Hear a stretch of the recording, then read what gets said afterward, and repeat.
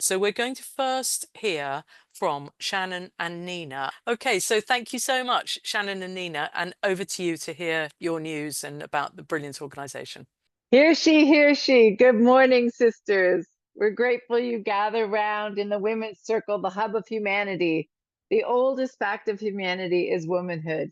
And if such a fact can fall, all facts can fall. Facts matter, and so do actions. The fact that you're here hearing this means that you are in the right place. You have found the WDI sisterhood, and which was here for me, and I was grateful for all your sisterhood in my daughter's darkest hour. And she is well today. And we wish for you to have two takeaways today. One is to have hope. Actions matter. We can do this. And we wish every woman to have hope for women and children and the future. And two, to know that you can make a difference. Small actions add up. Even 15 minutes a week anonymously can change our world. We offer everything from one-click actions to letter campaigns. Us two Canucks from HearSheHearShe make the actions easy. Sisterhood matters, and we love to cross-pollinate, so we encourage sisters to send us actions that you know of so we can share them. Shannon does the weekly email that is chock-a-block full of information and petitions, and then we have the Friday Zoom. I'm actually doing your lines now, so I'm going to stop. We love to cross-pollinate. It's all good. We also stand for free speech and want to make sure that, we wish that the whole world had one A. I'm a Canuck in California, and Nina is in BC, and having international sisterhood here is amazing. So we're keener Canucks from what we now call Tranada. I'm a permanent snowbird.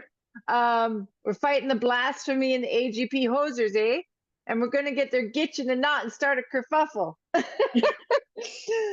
So we're fighting them in the streets, the mailboxes, online, in the press, in conversation, and in the courts. I am Shannon, a turf mama. I was fortunate to be successful in deprogramming my daughter, and she is well. She is a young genius. Every one of us can fall, but now she's recovered. And she's entered her third year of engineering at 19.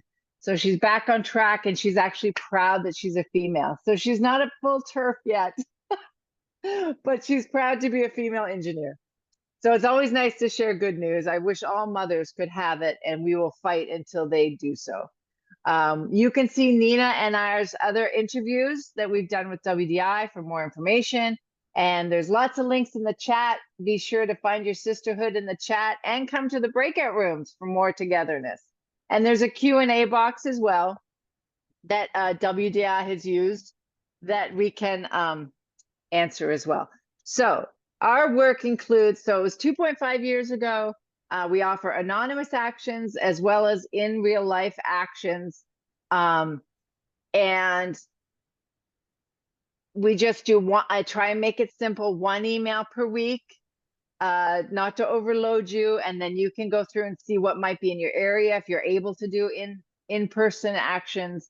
And then there's petitions, and we do letter campaigns as well. We have really become, along with WDI, a global sisterhood of force. And we can't underestimate what each action matters. We now have a Discord, which can handle the storage. So it can handle images you want to download, our QR resource codes you can use, our letter campaigns, getting together. I also started a Twitter account, so it's at HearSheHearShe. Nina's helping me kind of try and understand that. I hope to do more now. But pamphleteering, old style, can be still very effective, like Orwell and Sophie Scholl did. We can still reach many and peak the people. We have target, brochures specifically. So some of our past work, for example, this was a letter campaign for Cara that we did for Bill Maher. So what it is our forms include all the information people need, but you always add, even if you're dropping it at a doorstep, you add a little personal note. Hi, I'm a concerned parent in your neighborhood. Please join us to help fight. And so, because women don't know, people don't know, society still doesn't know. It's quite amazing, really.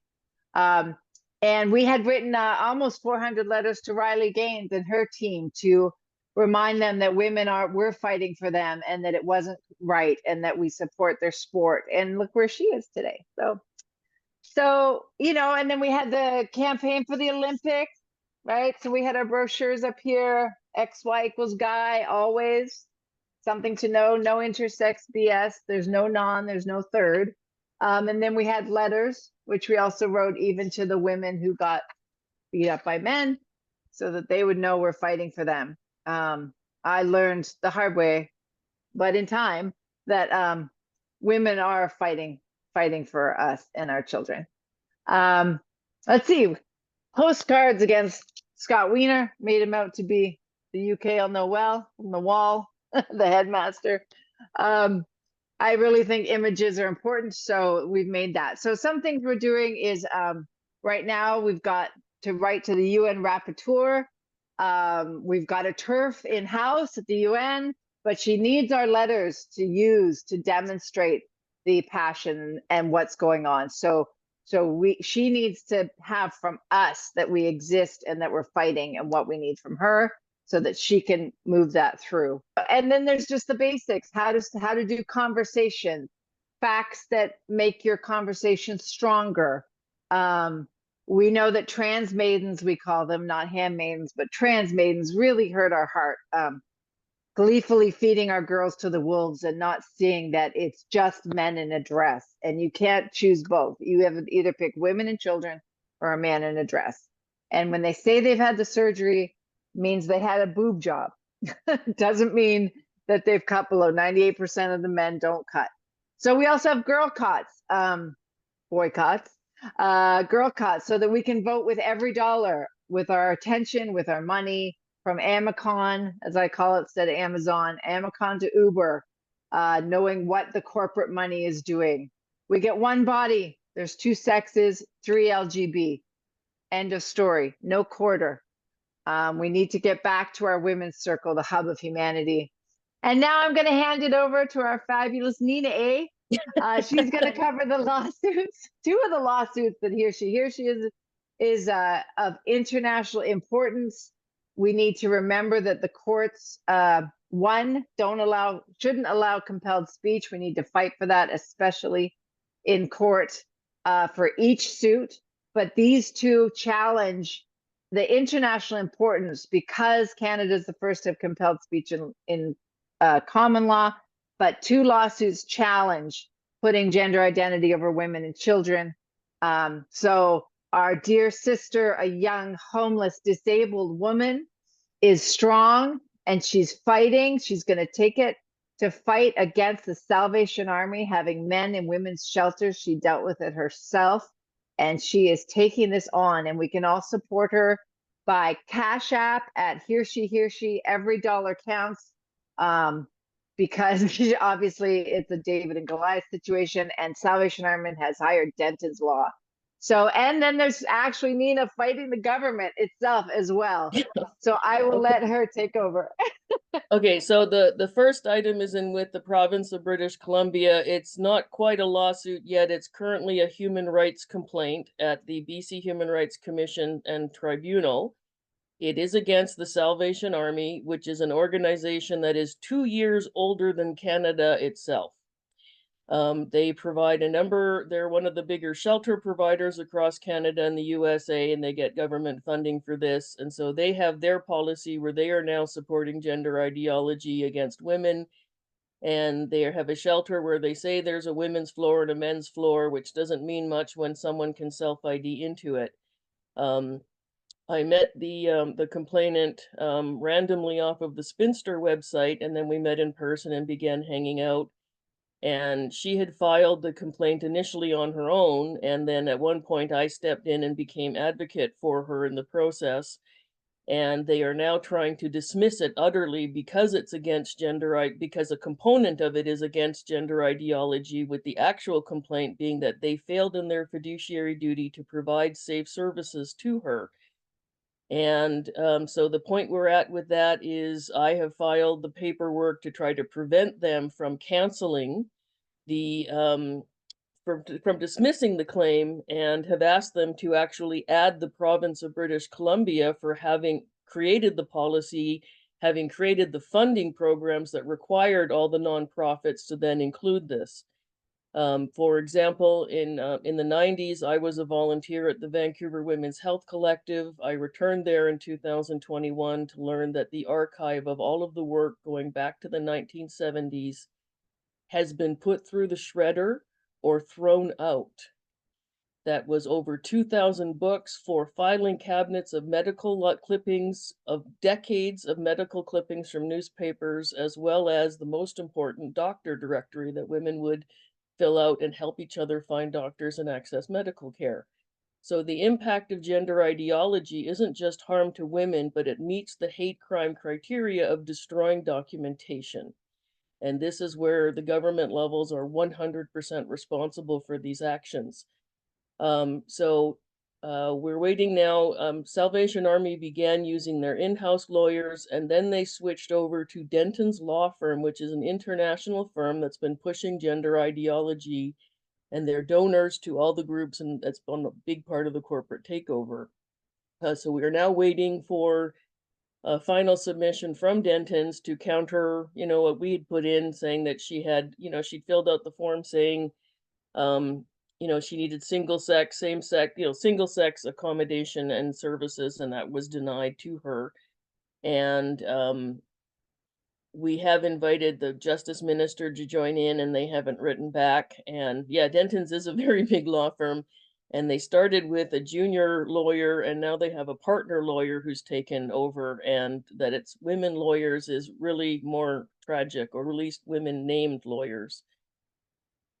So yes, we will be applying to get a provincial judiciary review of the commission and tribunals process, in addition to still pursuing against Salvation Army. So that's the first one in BC, and the other one is my own matter, where I used to be a federal government employee, and because of being a woman, a lesbian, a then married lesbian, and I was disabled within the government. These are 4 protected categories where I face discrimination. And then the 5th category is being an atheist / non-believer, which I'm extending to include to gender ideology, which has actually created this huge barrier to healthcare services and the public square. On the 19th, so I've been working through government processes towards the Supreme Court for 14 years now.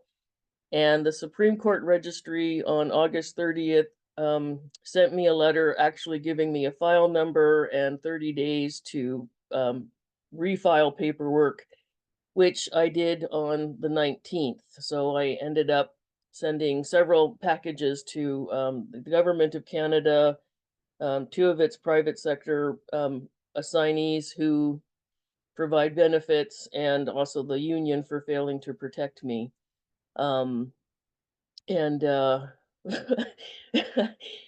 It's quite frightening.